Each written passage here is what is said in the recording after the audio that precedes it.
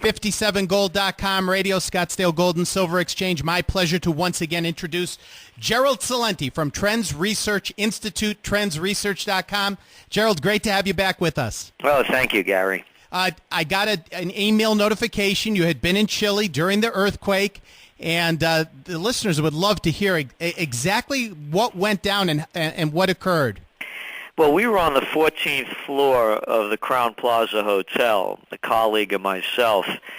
And, Chile and Santiago, the streets are filled with dogs.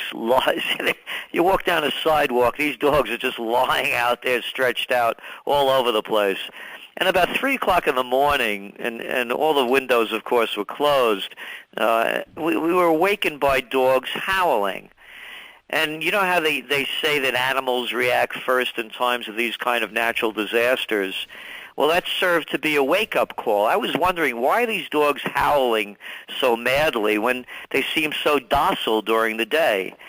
And several minutes later, there was a tremor, and I had known that Chile is a heavy earthquake zone, so I immediately put on my pants, just put on my shoes, and as I went for my jacket at the first tremor, the quake hit.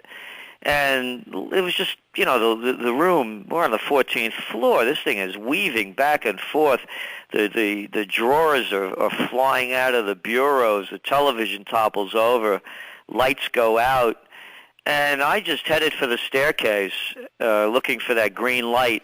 And I'm a close combat practitioner, so I'm always trying to be on the alert everywhere I go, and the things that I do to be conscious in the moment. And I knew precisely where the staircase was, even though there was a light, a green light showing where it was, the emergency light. And when I got into the staircase, remember, I'm on the 14th floor. I only heard one sound coming from above me. And as it turned out, it was a housekeeper, and she was praying all the way out loud, all the way down in Spanish. The point is, I got to the bottom floor. I was the first guy down 14 flights of stairs. I was in survival mode.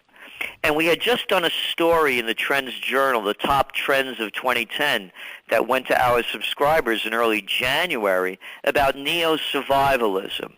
How this is a time when you have to think of survival, whether it's an economic calamity, which is coming about, it is in place now, it's the tremors of the earthquake, whether it's a terrorist attack, which they're setting us up for one as we're forecasting in the Trends Journal because of foreign policy, the escalating wars in Afghanistan, the ongoing war in Iraq,